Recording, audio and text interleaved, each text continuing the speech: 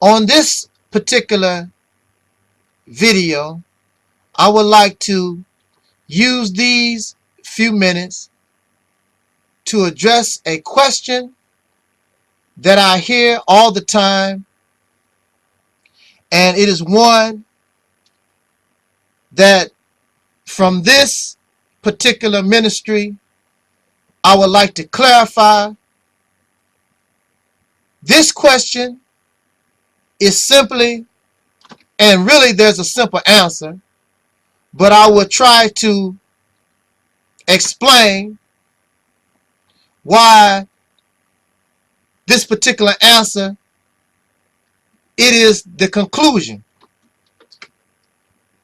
The question is, should black people view certain Caucasian persons as brother or sister? On the surface, the answer is very simple, and it is no. No. Now, I know that sounds harsh, and it might sound cruel to some of us, but for those Caucasian people, those white people who listen to my words and who understand this situation, they know the reason of why such must be said, unless, of course, they meet a criteria that places them into the position to be called brother or sister. The number one thing that needs to be done in order for us to call a Caucasian person or a white man or white woman a brother or sister in any kind of form, there must be trust. Because we know that for over 400 years, there has been no development of trust. There have been Caucasian people who have helped secure the freedom of slaves and have helped in the civil rights movement, and other facets, maybe help you on your job, a good doctor and all like this.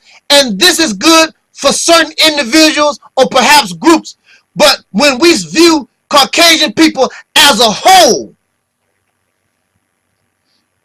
to say they are your brothers and sisters, then you are setting yourself up for failure, because we have done that in the past. And what have your brothers and sisters done for you except smile in your face, stab you in the back, because they never were your friends, because you never made them perform to a criteria so that they can be in a position to be called brother or sister. Now, we should appreciate Caucasian people who have awakened, who have certain enlightenment, persons such as Tim Wise. Tim Wise says many things that is beneficial to his people, to his people, to his people. Because what Tim Wise says, and he will tell you, we as so-called African American, we as so-called black people, we already know the things that Tim Wise is saying. It's just shocking for us to know that there are some Caucasian people who really know what's going on, that have an enlightened mindset. There was a young lady who recently made a video, and she brought much fire, and she came under severe attack from white people, her own people, because she said, I am not Trayvon Martin, and she explained the reason why. And what Tim Wise said and what this young white lady said is absolutely 1000% true. But what they don't realize is that their people have been conditioned to think a certain way. Oh, I take that back, because the young lady and Tim Wise, they understand that Caucasian people have been trained and conditioned to think a certain way. I take that back. I'm glad I didn't get too far. Yes, they understand. So if they understand that facet of what's going on, then they also understand why at this time, I'm not saying in the future, but at this time, it would not be wise for us as African American or black people. It would not be wise. You can say so, but it would not be wise without first Caucasian people, they submit to some type of criteria that we just, because they say, but there is no action to accompany the fact that they are indeed brothers and sisters. In order to be a brother or sister, you have to want for your brother what you want for yourself. At this time, we don't have what you have. So, not only by talking, making a YouTube video, but there has to be an action accompanied by your talk to show those that you are trying to friend that I'm on your side by actions that verify I want for my brother what I want for myself. As a people, you don't see that. So it would not be wise for us to say that this white man or this white woman is a brother or sister simply because they are saying that which they should say if they claim they are a just, fair, good, righteous type people. So what they are saying is not a shock. However, if this talk is accompanied by actions, then we are on our way to a friendship which could, in some future time, turn into an alliance, a brother or sisterhood in a struggle, right versus wrong.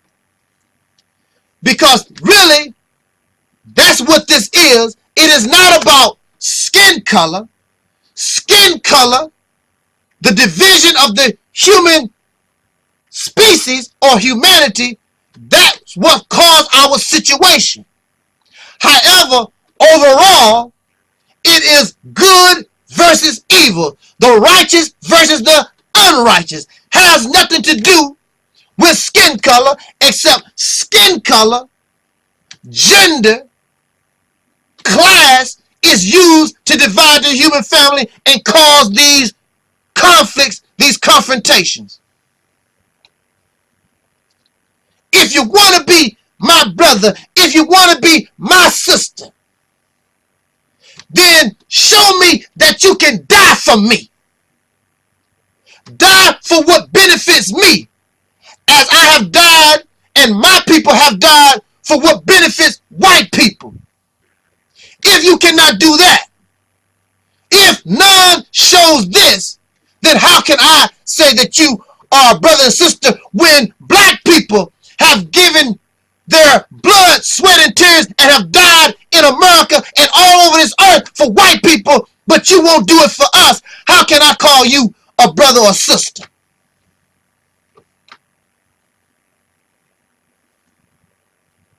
Talk must be supported by actions.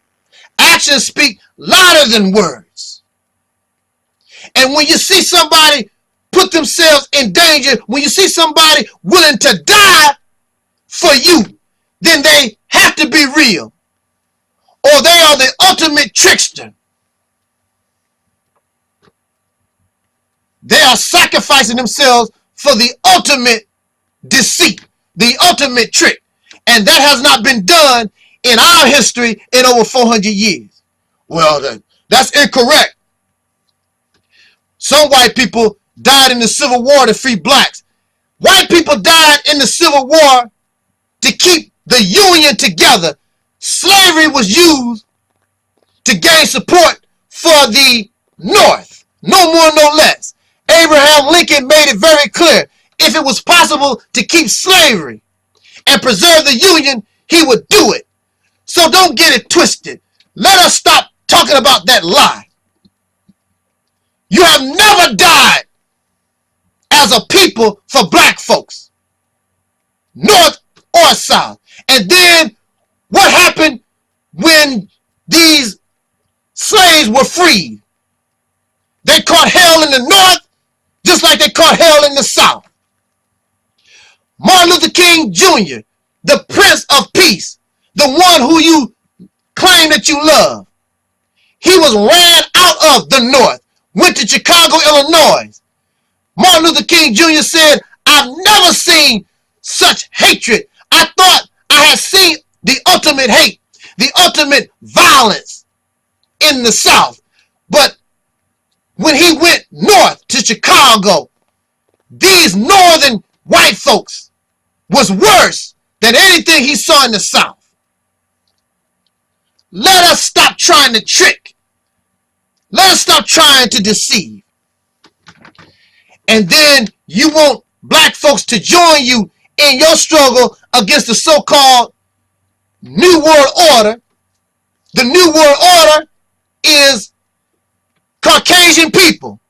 You don't want to admit that it's Caucasian people. You can't accept your reality that Caucasian people are the ones that created and still continue this mess. You want to try to make it like, oh, it's just some systems. Systems are people. The activity is done by people. It is done by white folks. It is all based in race, white supremacy, and you don't want to admit it and accept it because you are white. So how are you going to be my brother or sister when that which put me in the condition that I'm in is Caucasian? And you don't want to accept that. But there must be some type of criteria for brotherhood and sisterhood, even for other black folks. You just can't go around trusting everybody because they smile in your face and will stab you in the back. Jot down your comments. Let's talk about it. This your brother Taalik Ibn'rad. This was and is the Reality's Temple on Earth. What brings me to this particular topic is that I was watching a little television and I was listening to a story whereas this lady was talking about an incident she had with her friend when her friend was in a restaurant and she needed to feed her baby. And she was breastfeeding her child. Now, according to her words, you could barely see the breast as the woman was feeding her child. But they were noticed. So the manager, in a kind way, told them they would have to leave the restaurant. That was vulgar activity that he could not permit in the restaurant. So get your hungry baby and y'all gonna have to get the hell out of here. Basically, that's what happened. Now you tell me, when did it become vulgar for a woman to breastfeed her child? Well, you don't do that in public. I question, what is wrong with the public? First question that must be answered is, why or what is the purpose of the breast? The purpose of the breast of any mammal, including dogs and cats and zebras and giraffes and lions, females, cows. The purpose of the breast of any female mammal, and a human being is a mammal, thus the female has breasts. The purpose of the breast is to feed her baby, to feed her offspring. The male does not have breasts. Some of you guys are so fat, you look like you have breasts, and the man's chest does look like breasts, but you don't have breasts. That which is capable of feeding or giving milk on a regular basis. Now, to be technical, you do have some males that can give off a certain amount of milk. Y'all didn't know that, did you? Oh, look it up, look it up. It's a fact. Because the male's chest really are breasts. Oh man, it's just look it up. You will find that the male is really a primitive female. Oh, woo! Look it up. Physically, the penis is a primitive vagina. Oh, wow. Look it up. Y'all have to do your research. That's not my topic. I talked on it before, and there's other brothers who are called divine masculines that talk about this. But right now, I want to talk about the purpose of the breast. The purpose of the breast is for that female, that woman, to nurse her offspring, to nurse her children. The breast was not designed to be a sex object for perverted, sex-addicted, porn-addicted males. Those males who seek to exploit and degrade and make the woman as some type of piece of meat or his play toy. If he was a wise man, he would appreciate the breasts for what they are, the nourishment, the first food, the first connection that child has to the universe, because that's what the woman represents. But in this society, the woman has been made a sex object, something to be exploited, something to be made vulgar. There is nothing vulgar and nasty about a woman breastfeeding her child. Here you are in a supposed to be civilized society, and a woman cannot show her breast in the public. The people go crazy, even other females. What? That's madness. But then you have so-called savage societies where women run around with their breasts out all day long, and you don't hear men barking like dogs and acting silly and crazy because they saw breasts. In this society, the woman can give her breasts that was developed for her child, her offspring. She won't give her babies the breast, but she can give a grown man or a grown woman with 32 teeth in their mouth. You can give them the breast with a smile, looking for pleasure. But you will not give your baby pleasure. You will not give your child pleasure. This is what these women in America have been conditioned to do. They give their child fake milk, something made out of soybeans or other chemicals, and you put it in a piece of plastic. There is nothing comforting about a piece of plastic. Plastic is refurbished oil, and you give this warmed up chemicals and this plastic bottle, and you put it in your child's mouth, and you deny the child that connection to the mother, the connection to the universe, its first experience in life. You give that connection to a plastic bottle that grows, that's cold, that has no soul, that has no life.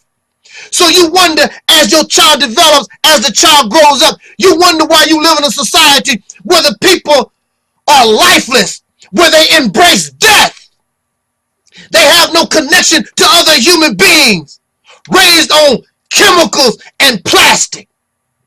And within the woman's breast milk, your wonderful, beautiful breasts, in your breast milk, black woman, white woman, or any woman, you deny your child the proteins and that which gives the child immunity from disease. You deny that children comfort and love and a feeling of feeling safe in a new environment. So you have all these people running around.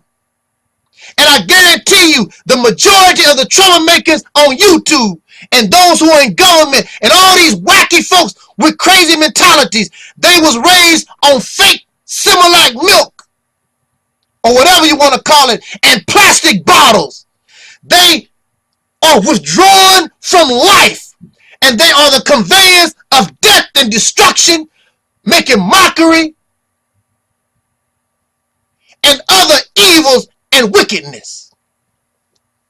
It is no shock that your children are ADHD because they was denied that connection to the mother, and once they are born, there is no connection to the mother or the father. They are placed before a TV screen, Nintendo, some type of game, some type of computer, electronic gadget, because you don't want to be bothered with your own babies. We have been made into an unnatural being. You are not human. I don't know what to call us. We are lifeless. And we are cold-hearted like the plastic bottle and them chemicalized milk. It is so pitiful that many of these young girls and women are ashamed to breastfeed their babies. Oh, I don't want to put no baby. That's nasty. How is that nasty? That is what your breasts were made for. That's what you was designed for, to feed your children for a long time on your breast. Not to feed some grown man that should be working, protecting you so that you can be at home with your babies and nurture them and teach them and comfort them and nurture them, not raise them. You don't raise children. You raise corn. You raise potatoes. You raise okra, but you nurture children. You teach children right from wrong. You teach them the skills that they need in order to survive in this life. But you want a career. You don't have time to feed your babies properly on your breast, or society denies you the right to be in the public and feed your children properly and nurture your children properly, because the woman's breasts have been made into a sex object, something to be played with, something to be made to be vulgar. There's nothing nasty about your breast, woman. You should be able to walk around here with your breasts out, and some silly, stupid, faggoty, silly male go ballistic, go crazy. Oh man, look at that, look at that. Because he was fed Similac and given a plastic bottle, so he's breast crazy. I want to say something else, but I don't want to get nasty here. We just want to talk. This is why in general society, in most animal species, the male goes out and do a lot of the work so the female can breastfeed her babies properly and teach the babies what they need to know in order to survive. Has nothing to do with male domination and the male is so great. Everybody has their role in life. So these children in 2012 have been denied simple things, have been denied the breast, have been denied the connection to their mothers, denied the connection to their parents. And you wonder why we are so cold-hearted, so arrogant, just messed up, animalistic, because the life was never given to us. We was born and given life, but it was never continued. We was given death by giving plastic bottle and fake milk. And that's why we are fake. We are cold-hearted. That's why we are hypocrites. And you wonder why we are in the condition that we are in today. It is a sad thing, but we need to stop viewing the woman's breast as something vulgar and get our children back on the breast and take them off these psych drugs and this ADHD garbage. Jot down your comments. Let's talk about it, think about it, and then be about it. This your brother Taalik Ibn'rad. This was and is. Stop being ashamed of your breast, woman. I love you, the breasts and everything. You are the connection and the symbol of this universe. Thank you for listening. Respect you.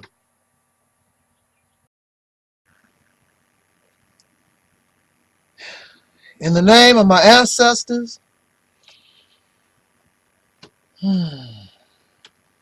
peace forever and always, and welcome to another edition of the Reality Step on Earth. Of course, I'm the gatekeeper of this internet ministry, known here on YouTube as the mighty Angel Snub 7, your brother and hopefully your friend Taalik Ibn'rad, not only on YouTube, but I have videos, tongue-tied. I have videos on Daily Motion, Vimeo, MySpace, and make sure that you friend me as Sheshor Tenobeta on Facebook. With that being said, I challenge God. We're going to start off just like that. Do you hear me, Supreme Being, wherever you at? Are you up in the sky? Or are you on the sides of me? Or are you down below? I challenge God. I challenge you to do the things that you have promised the righteous in your so-called holy scripture. I challenge you to do those things right now, because we have been waiting. Well, not me, but these believers, well, I'm included, because at one time, I believed in Jesus. I believe in Muhammad. I believe in Allah. I believe in Jehovah. I believe in Yahweh. I believed in God. But my faith in God became broken because I saw that my prayers and my righteousness, although righteousness is good for me, but I saw my behaviors and activity, my will to bow down to this so-called supreme being, going for naught. It meant nothing, because this so-called power did and shown to do nothing to support me in my efforts to support he, she, or it, or whatever God may be.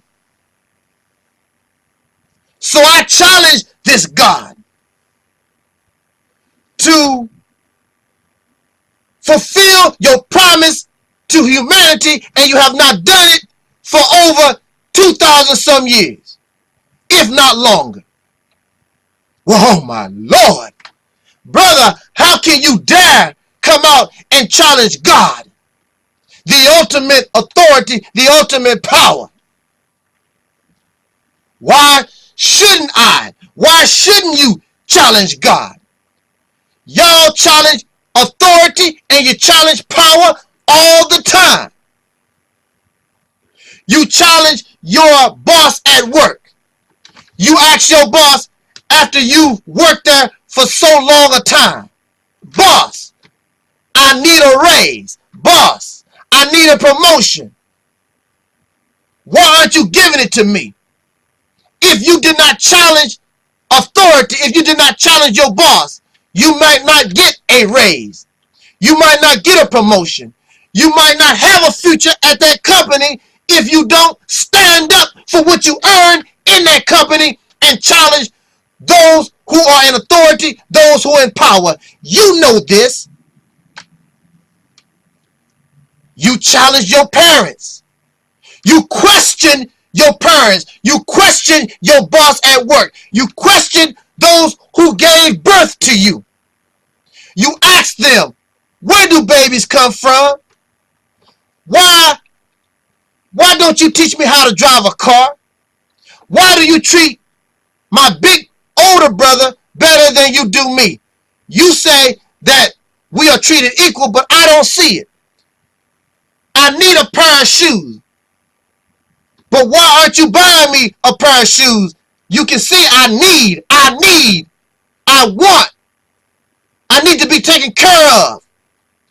You say if I get good grades, I can go to the party, but you won't let me go to the party. You broke your promise.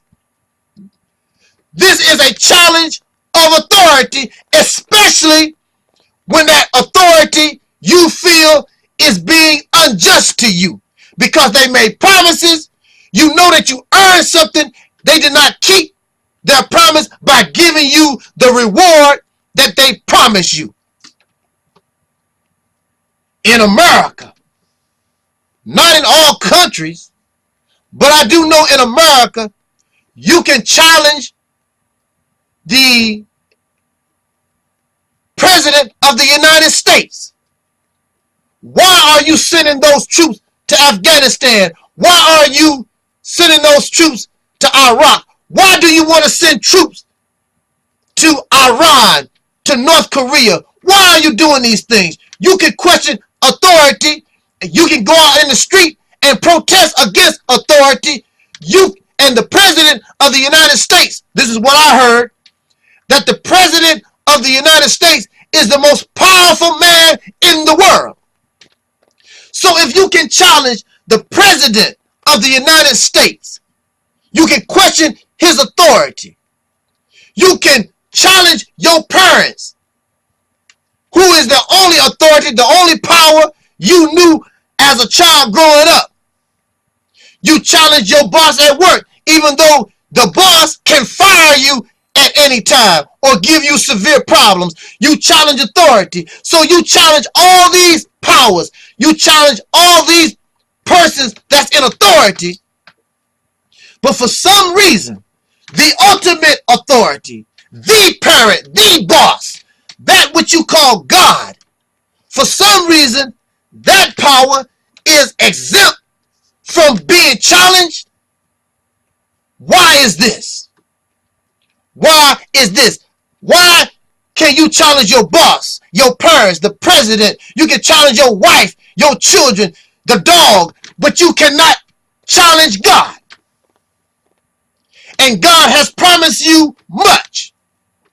And this God has been making us promises for thousands of years, not for a few days, not for a few months, not for 50 years or 100 years, thousands of years.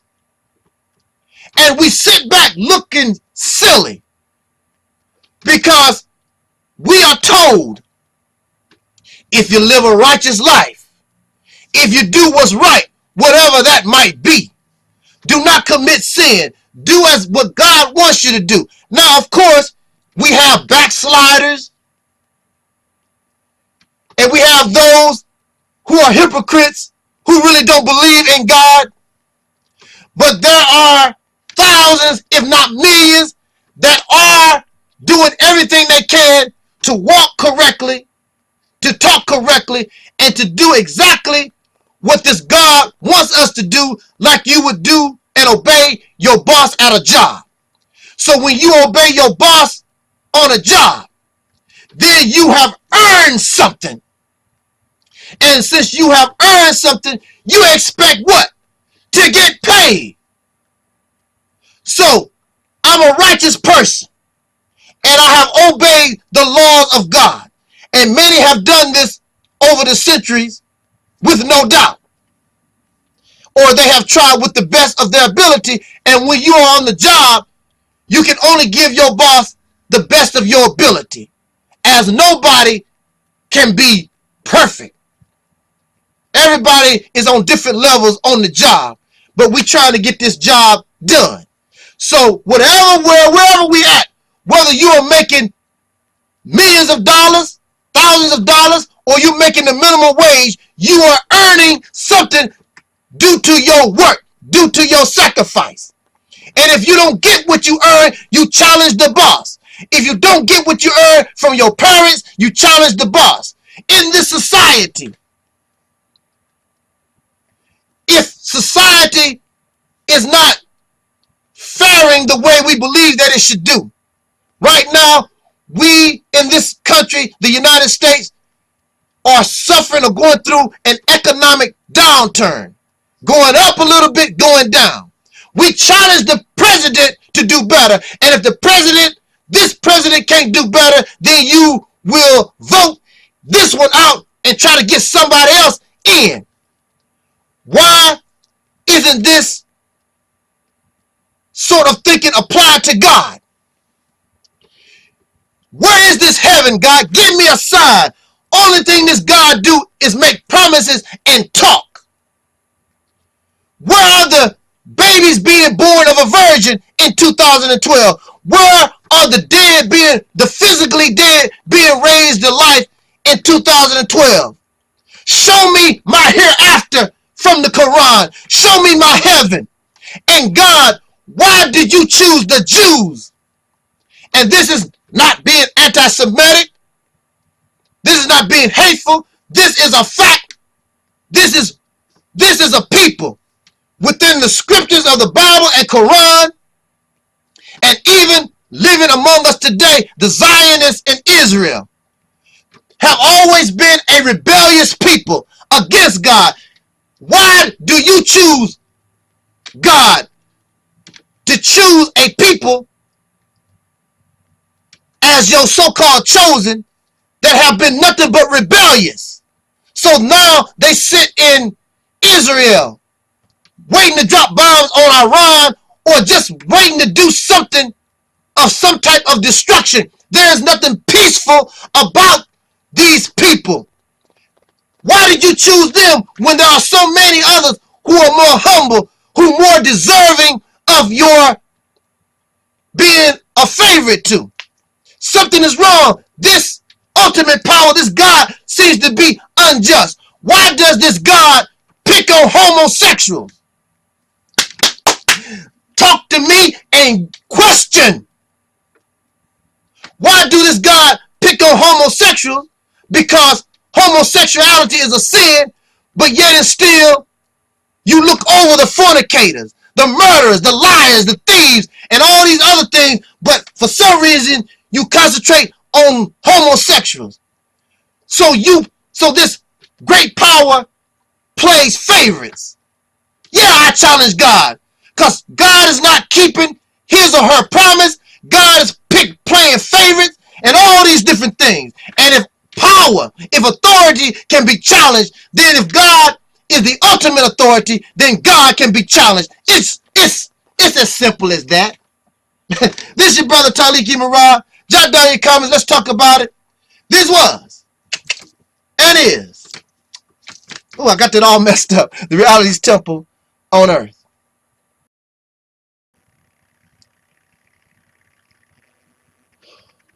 In the name of my ancestors,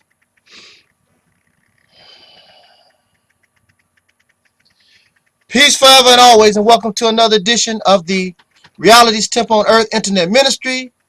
Of course, I'm the gatekeeper of this particular program, known here on YouTube, Daily Motion, Vimeo, and make sure that you friend me on Facebook as Sheshor Tenobeta. I am the mighty Angel Snub 7, your brother, and hopefully your friend, Taalik Ibn'rad. Okay. Woo, that felt good. Have to wake myself up. I want to begin this very short talk by making something very, very, very, very clear. I don't know about the so-called truth that comes from the Christian pulpit. I don't know about the so-called truth that comes from the mosque. I don't know about the so-called truth that comes from some historian that you admire, or some past leader, or your mother or your brother, or some teacher, somebody that you admire. I don't know about these so-called truths. I cannot speak, and I don't know what type of truth that these persons represent. But upon this ministry, what comes from this rostrum is what I call the real truth. And that truth must be accompanied by as much factual material as possible. It must be supported by as much logic as possible. It must be supported by as much rationale as possible. It must be supported by our reality as possible. It must be supported by common sense. It is what I call the real truth. It is not supported by beliefs. I thinks, I thought, I believe. It is the real truth. And being the real truth, that's why I call that which comes from this particular pulpit. It is the most powerful wisdom on YouTube and on this planet, because it is our reality, and there is nothing on the planet more powerful than what you are, your reality.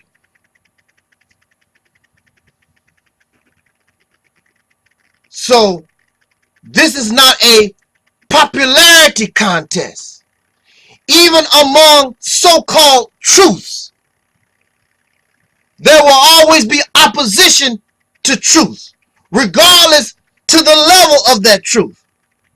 I say that I represent the ultimate truth. I represent the real truth. But any type of truth must be accompanied by facts. And since we live in a world where we are born into falsehood, we are lied to, we are given fictional stories and fairy tales, told outright lies. We've been conditioned to live in darkness. Then when those who bring the light bring that torch, it hurts the eyes. You ever been in the dark and suddenly someone turns on the light? Your eyes squinch. It hurts. Your eyes might even water. And some of us might even say, turn out that light. Especially when we are trying to sleep. And that's the condition of the black man and woman in America. You are in a sleepwalking, sleep condition. And those that come around you trying to turn on the light, you get angry. Those who are trying to strike the alarm, you want to take the brick and throw the brick at the alarm clock because you don't want to wake up, because you enjoy your sleep. But if there is any type of life in you, even if you are in hibernation, sooner or later you got to wake up. The black man and woman, the descendants of slaves born in America, you have been asleep for over 400 years. It is time that you wake up out of your slumber, or you perish, or you die. Which, that might be a good idea. However, such a waste of great potential, and the creation did not bring us into existence to be a waste. As the universe, the creation, don't waste nothing. And you and I will not be wasted. We will wake up, and that is the fear of those around us, because they know our potential. They know who we are. but they want you to stay asleep in your bed of ignorance, in your bed of filth, in your bed of alcoholism, porn addiction, drug addiction, and all these addictions that plague us in this life. And don't forget fiction and fairy tales. The real truth must be made as real as possible. So those of us who bring any kind of truth, let alone the ultimate truth, real truth, we are met by hostile forces that benefit from you being asleep. So towards us comes hatred, folks being upset, being made mockery of, personal attacks, anything that they can do, even murder, anything that must be done in order to save this life that we live in darkness, as it keeps us asleep, it keeps us in the morgue, but it is a benefit to those who put people in caskets. Oh, wow. So your opposition not only comes from those who benefit from the darkness, but from those who wish to continue to be asleep, as they are ignorant. You don't understand your potential. So in religion, I am like the old saying, the old quote we find in religion, as I don't take these attacks personal because I understand what is going on. All I can say is, forgive them, Father, for they know not what they do. And many of us, in our ignorance, not only in this struggle that we call black liberation, but in anything that we do, when we do something in ignorance, and then when the light shines and we find out that we were doing something wrong, then we can adjust. But when we are ignorant, we just do silly things, act in silly ways. And those who know better, if you love, then you have to be patient, because you understand that most times people are not attacking you out of hatred, but they're attacking you out of ignorance. Forgive them, Father, for they know not what they do. So this is not a popularity contest. I have those who subscribe to my channel, and as long as I say something that they like, because they are in darkness, as long as I stay within bring a certain amount of light, it's all right. But don't bring it all, because that light might shine on something in the dark that I like. It might expose some of the half-truth. It might expose some deceit. It might expose some of the trickery that I enjoy. So you will see the subscriptions go up and the subscriptions go down, because you have those who claim they like truth, but really they don't. They like being asleep. They like being in some form of darkness. And so you believe, or some of these persons believe, because I want your subscription, that is of no benefit to me. You are no help to me. I asked my subscribers, and I have had thousands upon thousands of subscribers. I asked my subscribers to mirror these videos, make channels, learn how to mirror videos, make channels, and put so many channels up that the racist YouTube employees and their flunkies and other haters can't even begin to think about terminating these channels. But you do nothing. So there is no benefit, except you believe that I'm here to entertain you. So come here and be entertained and go on about your merry way.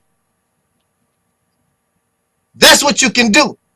But as far as the message, since you don't pay the phone bill, you don't pay the internet bill, you don't do nothing, and even if you did, I must represent this truth, the ultimate truth, the most powerful wisdom on YouTube. I must represent it to the best of my ability, and I will do that, and I will not detour from that mission, because it is time that all truth in its strongest form be presented.